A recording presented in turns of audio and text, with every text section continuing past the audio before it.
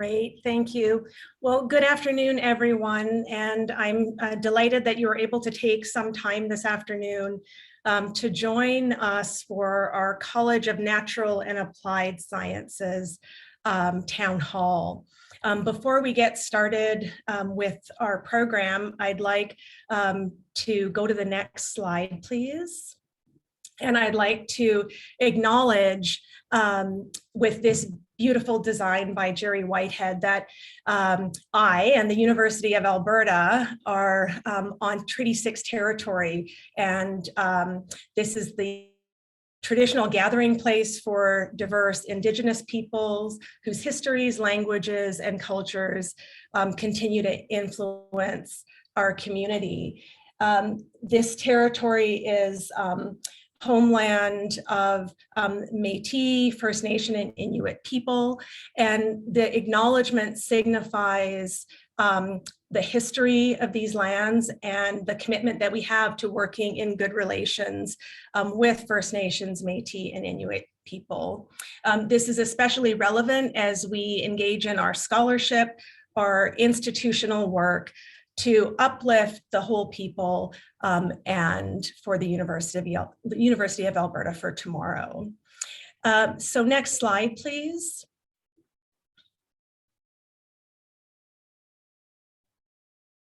So I'd like to, before we get into our agenda, welcome everyone. And I know that I've had conversations with some of you. We've had some engagement sessions last semester. This is our first formal town hall, and all three of the colleges are having town halls this week. The purpose of the town hall is to make sure that everybody's at the same place in understanding the University of Alberta for tomorrow, the college, the colleges, and the operating model. And so we'll go through a short agenda today that goes over those three things.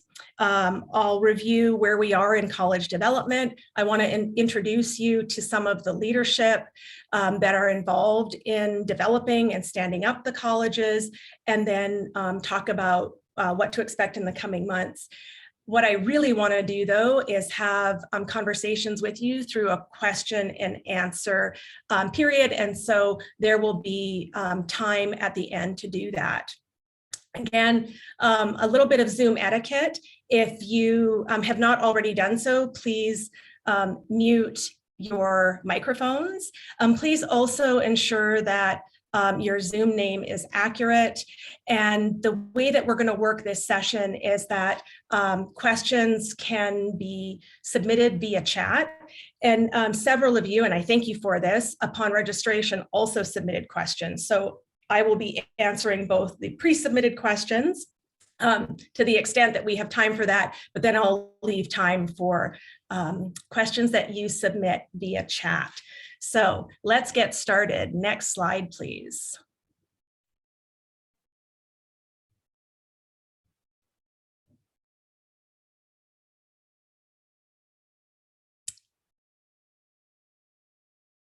Perfect, thank you. So it's important before we start talking about the college to remind ourselves about the University of Alberta for tomorrow. So we're here today talking about the colleges because we have, under the leadership of President Flanagan, undergone massive institutional transformation.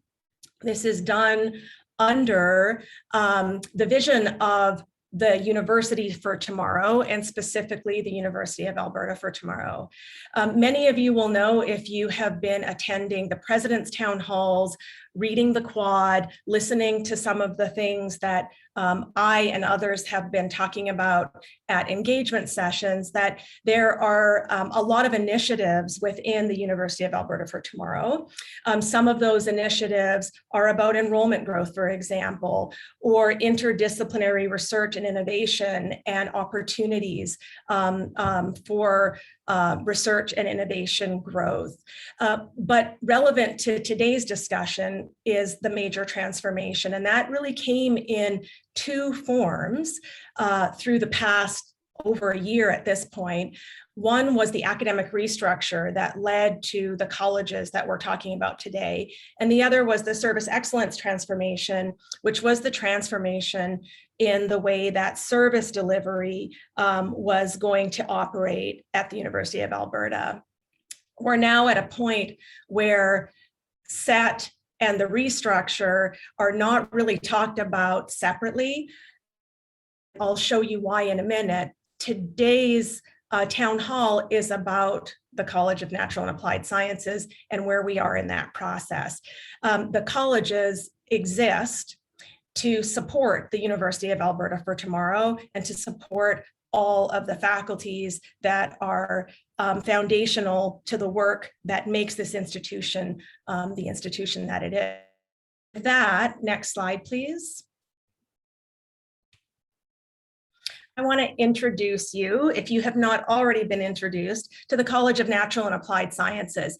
Some of you will have already seen this language, and this language is evolving, and I want to sort of focus at the high level on what it is that we all do together. And what we all do together is span the entire range of scientific teaching and research, from pure and fundamental discovery that advances our understanding of the way that the world works around us, to the direct application of those discoveries in a way that can touch and improve all of our lives.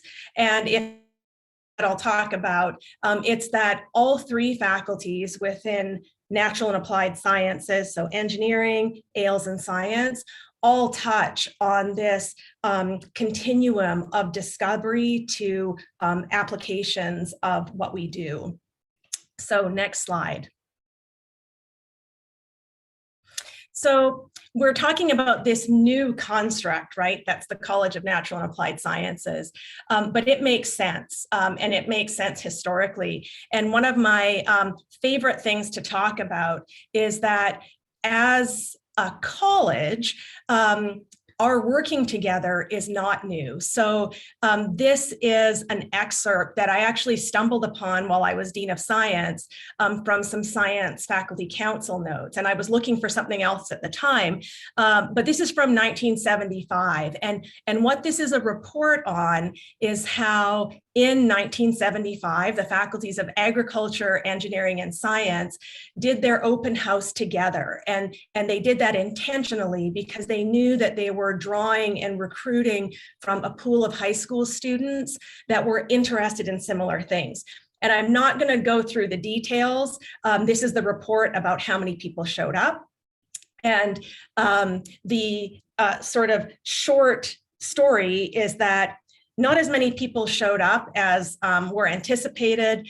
There are about 4,500 people that showed up for the open house. And those that did show up were intelligent and motivated. So that was almost 50 years. Here we are today, still working together, and we're working together under this new operating model. Next slide, please.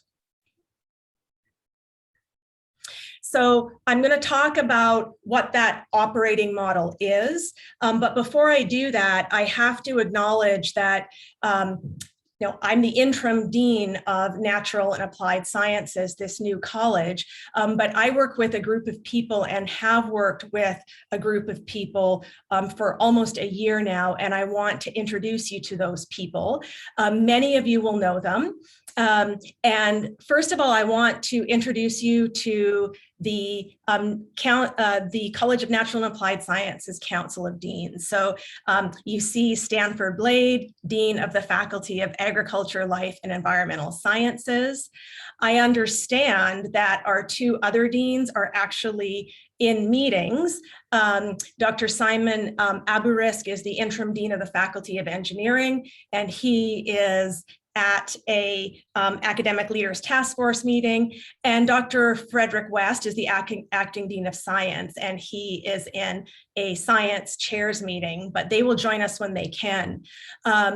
The college general manager is Julie Naylor, and we have 3 faculty general managers that are part of our team, and they are Kathleen Edwards from engineering, Francois Paradis from Ailes, and I believe that Bill is in the same, William Bedard is in the same meeting with Fred, so he will also join us momentarily.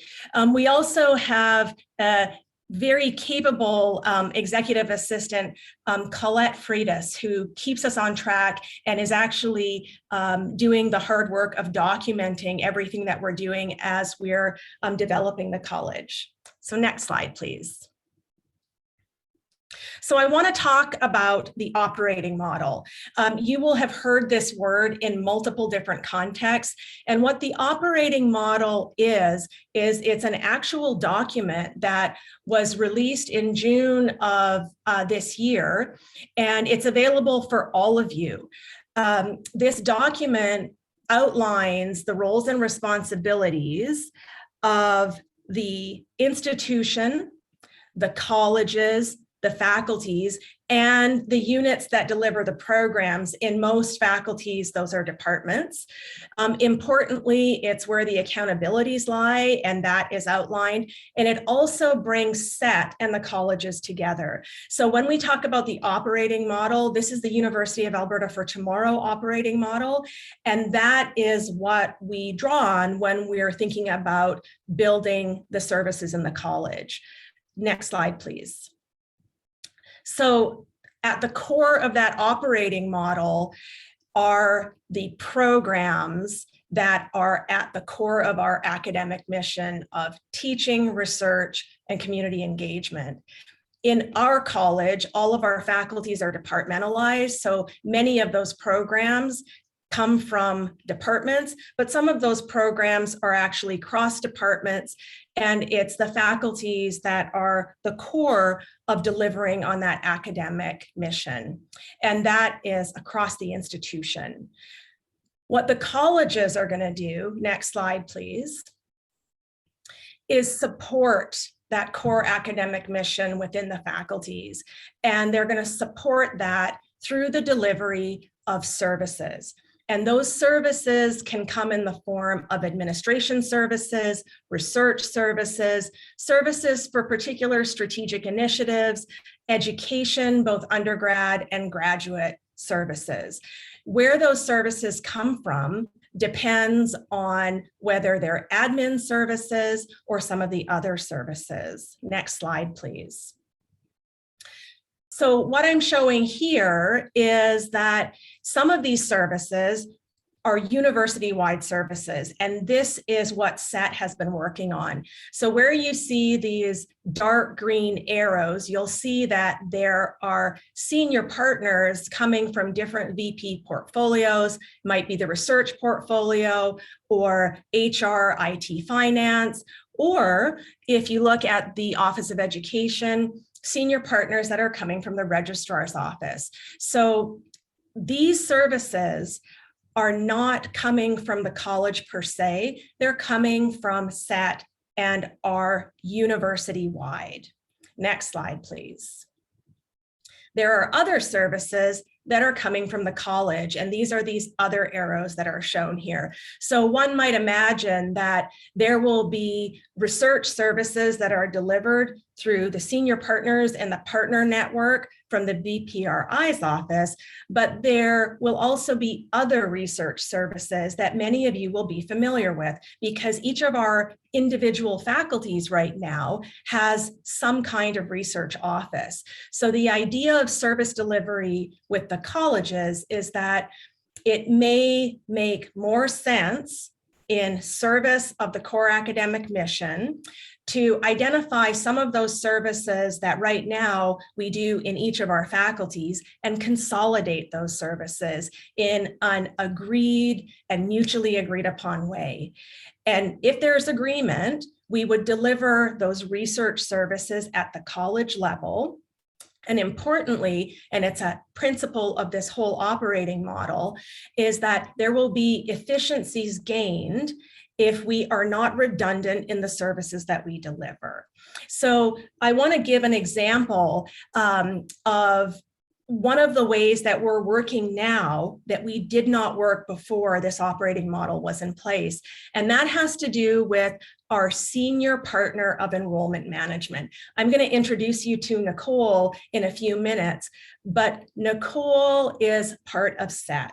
She is embedded at the college level, and her responsibility is enrollment management. And she's a senior partner in enrollment management who actually works with the registrar's office directly, but oversees enrollment management across all three of our faculties. And this is something that's really useful when we're planning for enrollment growth, when we're setting targets for recruitment. And this is one way where things are happening differently this year than they have in the past. So this is a schematic of the model. Next slide, please. So how do we get there? Well, we get there by preparing for the college development. And we do this by a lot of work and a lot of meetings of your Council of Deans. So I introduced you to them. And what is happening now is that we meet every week, and we meet every week with the college general manager, who's Julie, and every 2 weeks, the faculty general managers join us for that meeting. So every week we're having strategic and sometimes operational meetings about standing up the college. Now, we've been doing that since July. And of course, before July, that council was made up of Fraser Forbes, Stan Blade, and myself. And we were meeting every 2 weeks, really since last January. So this has been work that's been ongoing for several months.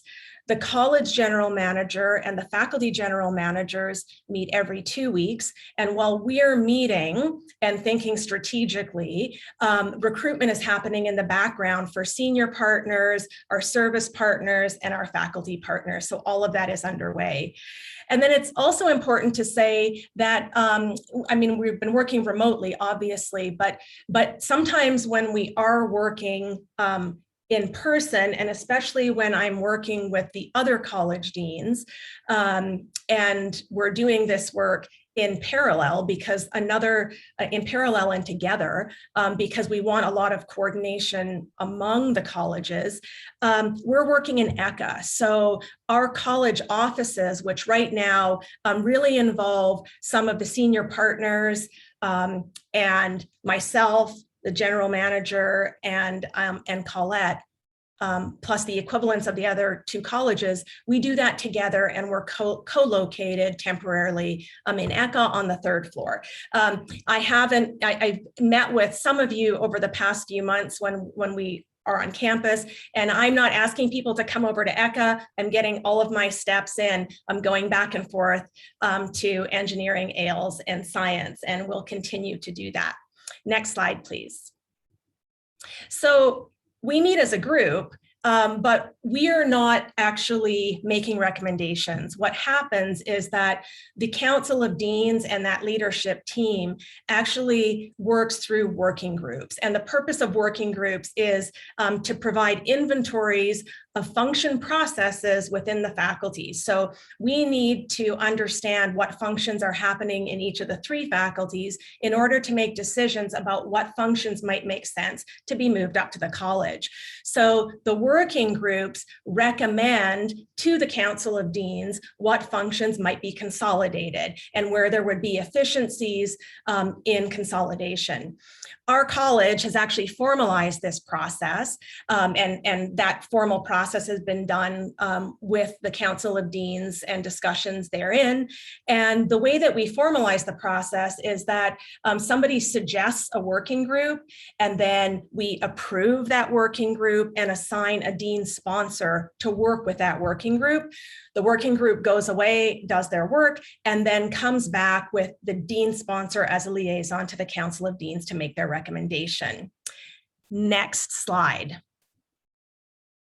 So these are some of the working groups that are either formally established right now or in some nascent form. The ones with the asterisks beside them are formal. The other ones are ones that have met informally or formally met a few times last semester and will continue to formalize those groups as we move forward. So in the next slide, I want to show you who's actually doing this work. And there are several names that are on this slide: the Office of Education, the Office of Research, and the strategic initiatives insofar as innovation and entrepreneurship are all formally working right now for you. You'll recognize some of these names. There are members from each faculty in each of these working groups. And underneath that line are some of the other groups and the people that have been involved to date in some form.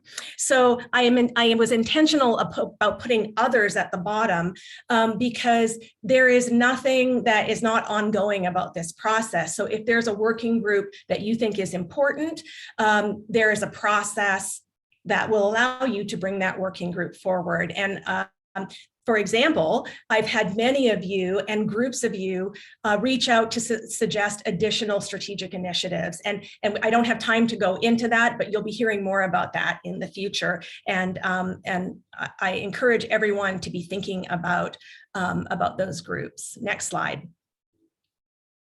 So now I want to talk a little bit about the senior service partner role, because we've been talking about how the academic restructure has changed, and we now have this college and what we're doing for that work.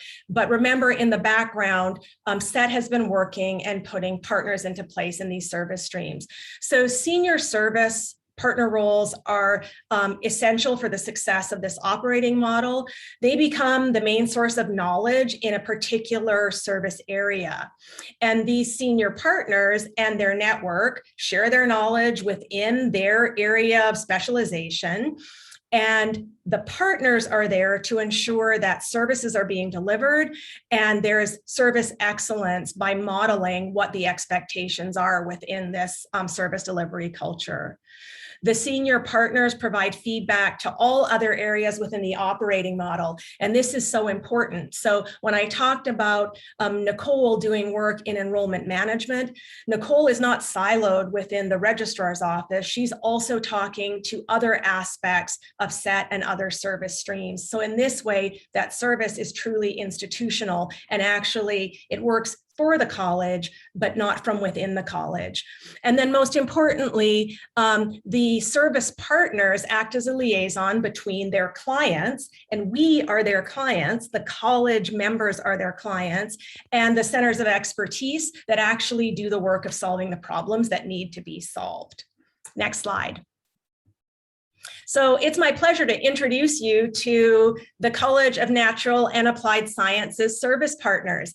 And before I introduce each partner, in the parentheses, I've put where they've come from. I think it's also really important to note that one of the principles of the University of Alberta for Tomorrow was that we would hire internally and that we would leverage the great people that we have in our faculties for the work that we need done institutionally. And so you can see we have a couple of partners from AILS, we have a partner from engineering, one from medicine and dentistry, one from the Teaching and Learning Center, and one external partner. So Christine Lee is our senior finance service partner, and Len Wong is our senior finance service partner. So we are a college that is large enough that we have these two finance service partners. Cheyenne Sarkar is our senior HR service partner. Nicole Dick is the enrollment management service partner, and I talked about her work earlier. Marielle Tevakoli is the student recruitment service partner, and Adam Giraldo is our IT key service partners. So welcome everyone, and it's a pleasure to introduce you to the College of Natural and Applied Sciences.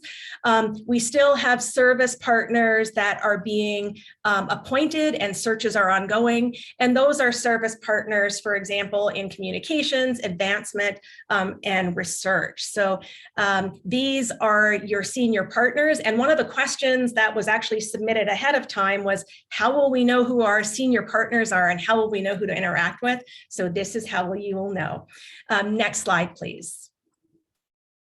So what else is happening in addition to the work that I've talked about? Well, I show this graphic here. This is available on the University of Alberta for Tomorrow operating model website, and it's a timeline. And so I encourage you to look at this if you're really interested in what's happening when, but you'll see that from January to June of this year, there was the appointment of the college deans, there was the development of the structure, and really thinking about what this structure will look like. We launched in July, and what we're working on now is consultation. I mean, this is part of that. The working groups are part of that. Putting in the structure, and then we're also working on strategic planning and figuring out how this budget will work. And the budget discussion is ongoing. It was a topic of Dean's Council yesterday, and the development of strategic priorities is ongoing. And this development of strategic priorities isn't only about a plan and how the colleges will fit into the larger institutional plan, but it's also literally thinking about what are some of the strategic initiatives that we should advance at the college. And many of you have great ideas, and these initiatives might be education priorities, these initiatives might be research priorities, but these are the things that we're also working on. Next slide, please. So now I'm looking at the time, and I promised 30 minutes for discussion. And so we have 29 minutes for discussion and questions. And what I'm showing you here are questions that were already submitted. And I'm going to call on Stan to ask these pre-submitted questions, and then I will do my best to answer them. I saw that when I was chatting to you, Stan also asked for other questions. So let's get started. Very good. Good afternoon, everyone. It's a pleasure to have you all here and to see the numbers that have turned out as well. It's very impressive. Let's get straight to it. Martina, you already see the first question there. Will there be more layoffs in CNAS faculties? Yeah, and I will also say, so thank you, Stan. I also want to let everyone know that all of the questions, every single question that has been submitted will be answered, and we're going to put a summary of the answers that we don't get to today. So please don't worry if we don't get to your question. We will get to it and put that out publicly. So Stan asked, will there be more layoffs as part of the budget reductions that we have in CNAS faculties? And the answer is yes, probably, but I'm going to qualify that. The university has not finished making full-time position reductions that were announced in March of 2020. And this was when the government first announced the 3 years of budget reduction. So there will be more layoffs and positions eliminated because we're not done with the process and we're still putting the new operating model in place. Right now, the university is preparing for an anticipated reduction of about $54 million for the 2022-23 budget year. And actually right now, during these weeks, deans and VPs are expected to have meetings and talk about whether they've met their budget targets. And depending on the outcomes of those discussions, position disruptions may continue. But that really is specific to particular departments and units. So it's a unit-specific answer, but overall, we're not done with that process. Thanks very much. And just as a message, thank you for all the questions that are coming in. I will be reading those verbatim unless there are multiple ones that I feel like I can combine, but I will try to honor the spirit of your question. Second question, how will dietetics nutrition be managed in terms of marketing and recruitment? But I could imagine this would be true for other programs as well. Yeah, absolutely. So yes. This is a great question. It's important for dietetics and nutrition, but it's actually important for multiple programs. And this is a great example of cross-college collaboration.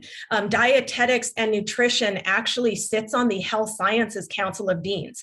So even though they're in our college in the Faculty of AILS, they sit on the Health Sciences Council of Deans. And I know that the Dean of the College of Health Sciences, Greta Cummings, is very committed to including dietetics and nutrition in all aspects of health science discussions and activities. So in terms of marketing and recruitment, so I told you that we have senior partners already at the college. You met Nicole, and we know that there is the equivalent enrollment management service partner in health sciences, and Nicole and the health sciences enrollment management service partner and the recruiters will be talking together so that they can meet the needs of all the programs. And this is fundamentally different from how we did things before, because before this would be within faculties. And so now we have these people that are working across the institution and working for multiple programs. So the reason why this is good is that this will help us to meet the growth targets and recruitment targets as the programs define them for us. So I would imagine in terms of marketing and communications, once we have the external relations service, senior service partner in place and embedded partners, they will work with dietetics and nutrition and the other health sciences in the best way possible for them to meet their targets. That goes for all the programs. And if I could just add to that, because of the specific nature of the question, we've already had great conversations with Nicole Dick, with Marielle Tavicoli, and I know that in an upcoming meeting of ACC, all of the program chairs will get to meet also our 3 new recruiters as well. So there's very much a focus on that marketing activity. Fantastic. We'll move on to the next question that is in that list. Will CNAS play a role in work integrated learning co-op career centers? Yeah, so this is also a great question. At this point, what I can tell you is the Office of Education Working Group has actually identified, sort of writ large, this as an area worth exploring in terms of college level support. However, at this point, I actually don't see the college as being any kind of service provider, but instead being a facilitator and a coordinator. As you know, I mean, we all know engineering has a very robust co-op program and career center, and there's no reason to change what's going on there or the delivery. Recently, the science internship program has partnered up with AILS as well as for science students in Campus Saint-Jean and Augustana, and they're all working together really well to deliver internships for students. The whole conversation around work integrated learning is a conversation that's happening at the institutional level. And so right now, I think conversations institutionally are in an early phase. The college will support and coordinate, but we really see internships and co-ops being delivered as they are now. Very good. The next question, how will faculties retain their long-standing cultures? Yes. And this is a question that, if you'll indulge me, I'm going to actually read the really long question that actually came in, because there is a lot to unpack here. And the question is, what can be expected for faculties such as engineering, which have a long history of being an independent faculty? How do we work to retain the unique characteristics characteristics of our faculty while also working together in this new system? How will the perspectives of professors, students, and staff be taken into account during the transition?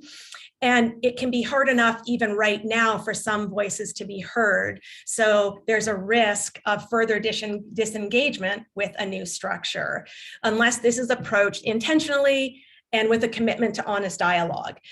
So this gets at the culture piece. And I could not agree more that we should all have no interest in dishonest dialogue. So we're all interested in honest dialogue. And without it, we just can't move forward. And so this is one of the reasons why we're engaging. We're having this town hall. We have our working groups. And what I would say on the matter of maintaining unique identities and cultures, the leaders in your departments and faculties are still your leaders, and you should be really open with them so they hear your voices in the way that fits into your established faculty cultures. This also gets to a core of our academic restructure. The unique characteristics in each faculty and the importance of that is exactly why we did not end up consolidating faculties in the restructure. The reason we have a college with 3 faculties is that there was strong opposition to consolidating faculties together. So the purpose of the colleges is not to erode faculty identity at all, but rather the college is there to amplify the strengths and values of each of the faculties. We'll focus on the commonalities, right? What are the things that we do in similar ways that we can leverage in a more efficient way? And what are the opportunities that come from that? And the reason that we're doing that, and the reason that we have this structure, is to then free up faculties to have the ability to do what they do best, which is focus on the core mission. So the colleges are about building connections and collaborations rather than eroding identity. Thanks, Martina. The next question, will we communicate with the same messages internally and externally, and how will we do that? Yeah, so this is a really good question. And I think it's one of the questions that we're still trying to find answers to, because the external relations service stream is one of the later ones to be developed. So at some point, we will have an external relations senior partner and partner network that will help us with both internal and external communications. And that will come soon. But for now, I would listen to what your deans are bringing back from the Council of Deans. This is a really important way of getting information. Same with your working groups and direct communication with chairs and other leaders in your faculties. We're of course engaging in these town halls, and this will continue. And once some of the offices are standing and the services are available, I would see a lot of communication happening directly with those partners. So if it's communications about research, whether internal or external, the senior research partner and the research partner network will be really important for that. I guess this question is also a bit of a call to action. Keep communicating internally. Let us know what your concerns are, what you're not hearing about, what you need to be hearing more about. And I commit to engaging, listening, and learning, and making sure that that communication is working for everyone. But I really see a major role for external relations here on the external facing side. Final early question, and then we'll move to the chat questions. Sure. Where will accountabilities lie for interdisciplinary research and partnerships with industry? Yeah, so actually this is another great question, and it's actually not unrelated to the question that came before about communication, internal and external. This is about the research partners network and the senior research partners. So the coordination of interdisciplinary research and partnerships with industry will happen in many of the same ways that we would recognize this to happen now. So within our faculties, we all have professionals that are associated with our research office or equivalent that do this very important work. And that will continue through a partner network. The difference now is that there will be a senior partner at the college level that's coordinating across the 3 faculties, but on the ground, the people that have been doing the work with industry will continue to do that. It's just going to be within this different operating model framework. So I hope that makes sense. And once our senior research partner is in place, and actually that search is ongoing right now, the senior research partner will have a major role to play in what this looks like and helping us understand how that's going to work. Thanks very much. We have a significant queue, so we're going to try to get to as many of those as we possibly we've can. got And then, 15 of course, minutes. So exactly right. So the first one, we were promised that admin work would not be downloaded onto faculty, and yet now we're being told we need to reconcile our own credit cards. How is this efficient? Right. Okay. So really quickly, I think there's something that's been missed in that. So I also got the message that I needed to reconcile my own credit card. So, this is being felt all across the institution. I think something that has been missed here is that that reconciliation can be delegated. And so even though you can go in and reconcile and start the process on your own, what's really happening is that there is a service center. It's the staff service center that is reconciling those P cards through processes in the staff service center. And what the individual has to do is initiate the process. And that initiation can be delegated. So if there are, and there's lots of different structures in different units, if there is someone that you would like to delegate that to, you can do that. And I'll leave it at that. But the back end processes are actually different. They need to be initiated on the front end. And what you're being asked to do is initiate the process, and you can delegate someone to do that for you. And in some departments, this might work very well, or in some research groups, or in some functional units. The next is a variation of something that you've answered, and then a further part of the question. Are there further future planned downsizing of academic or administrative roles coming in faculties? And then the next question, which is new, are there more future stages of amalgamation being considered? Yeah, so I think I answered the first part. In the interest of getting to lots of different questions, please. I'll go to the second one. So I would say, the question is, are we done? Could there be any more amalgamation? And I think the answer is, of course, there can always be more amalgamation. So if we think of even the strategic initiatives, there may be places within our research facilities, our space, our programs, where it really makes a lot of sense for us to consolidate, right? That's part of the discussions that we'll be having. So I would say, yes, it's always possible. There's nothing that's on the table in front of us right now. But I don't think we would be doing our jobs if we didn't talk about what a future state might look like. And this is where the working groups will go out and consult on that. And if no one suggests anything, then there won't be movement in that direction. But if there are really great ideas of ways that we can be doing things differently that involve some kind of amalgamation or consolidation, we'll explore it within the processes that I outlined here. Thanks. Here we go. It's a given that you and other colleagues are approaching this transition in good faith, putting in lots of effort. It seems, though, that we've added a layer of admin. What measures are practically being put in place to ensure that this layer does not slow down decisions and that these decisions serve the best interest of those affected?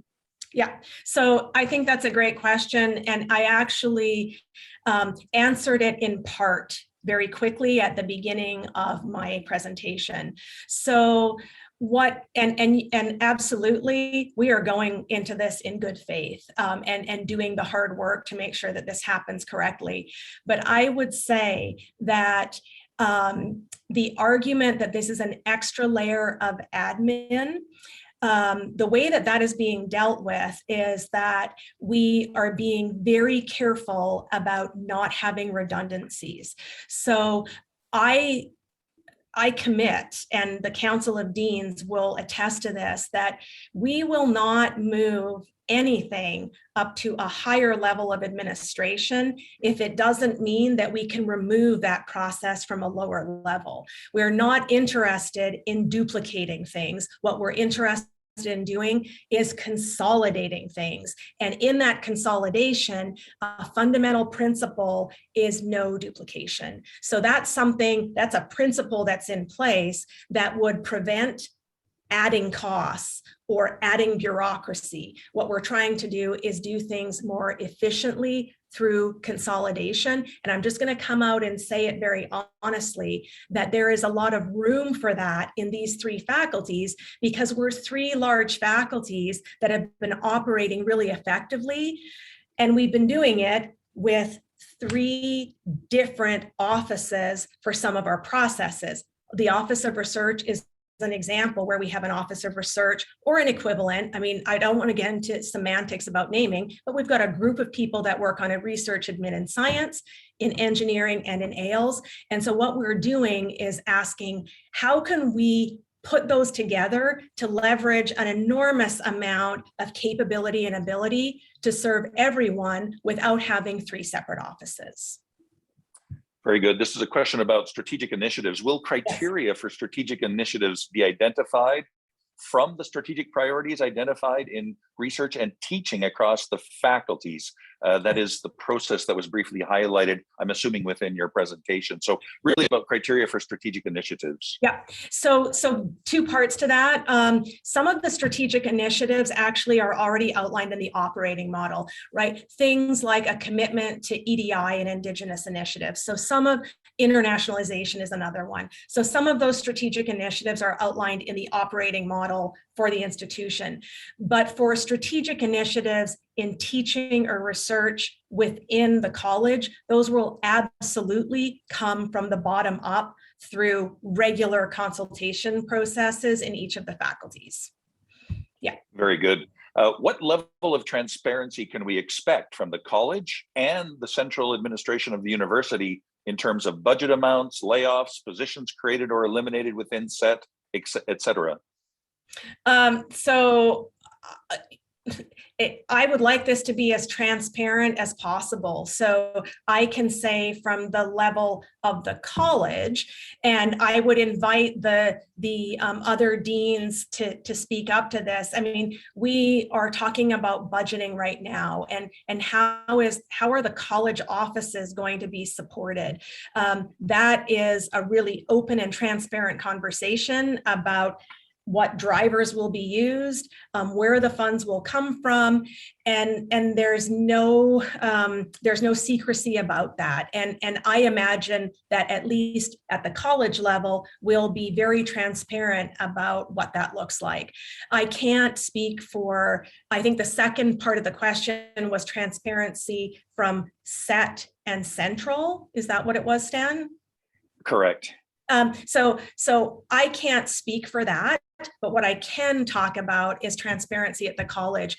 I anticipate, this is what we're working towards. All of those services and those offices will be costed, and there will be a cost of providing the service and what savings were made by consolidation, and that will be available. There's no reason to hide any of that. So I would say as transparent as we can be at the college level. And I can't see whether Fred nor Simon are actually on this call. I would just say in the Council of Deans, we're having very frank discussions about making sure that the faculties receive full value for the kinds of investments that we would make in a levy to the college. I think I heard Simon coming in as well. I am here. Thank you. and I agree. I think transparency is important, and it's actually a shared value by the council of deans as well as the college dean. And I echo what Martina said. We're examining everything, and unless it is efficient and it's saving us money, as opposed to the current state, we will not jump and do it. We're not. None of us is interested in wasting money. We want to make sure that we end up ahead.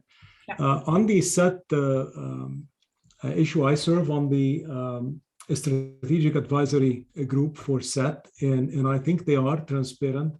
There is obvious savings, and they're accounting for a lot of that. And they do report on it. We do have it in the faculty, and it was shared. It will be shared at ECC and at the EFC. So those are not hidden, as well as the faculty's budget. I'm quite transparent personally, so I'll show you everything that we have and go from there. Fred, yours. Thanks, Simon. So yeah, I think Stan and Simon have already, very nicely captured the nature of the discussion in the CNAS Council of Chairs and the stringent standard that we're applying to any kind of decision about consolidation and at the college level. There has to be clear savings overall, or we're just not going to do it. Yeah.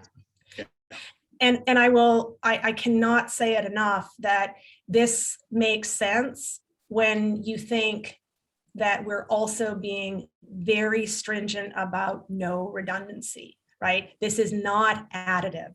And that's just important. And you will keep hearing me talk about that. Stan, other questions? I'm looking at the time, it's 3:55. Yeah, I'm going to try to squeeze in a couple more if we can. Quite a specific one in our current times. Please comment on the role of CNAS in the providing of services for accommodated learners now that the exam office has disappeared in the phrasing of this question. Yeah, so on this one, Julie, can I pass that to you, since I think you're, deep in this? Yes, so I will start by saying I'm hopeful that situation is temporary and not permanent. The second piece, I actually have recently had a conversation with several of the ADMs and the FGM in science about this, and also with the Associate Dean Undergrad in science. And my question was, if the college can be of help at all in this, we will be. I also want to make sure that we're not causing more work. And I know some departments have been able to navigate this really well. I know BioSci got a shout out from Central in terms of how they're handling this. And so what I'm doing right now is actually reaching out to the various faculties to see if the college can be of help.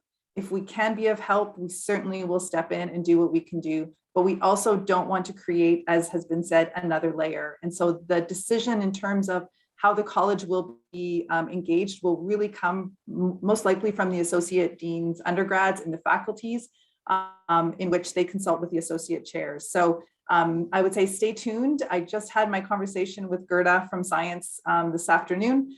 And so happy to step in when we can. But I'm also, like I said, hoping this is a temporary issue, and come January, this won't be the case.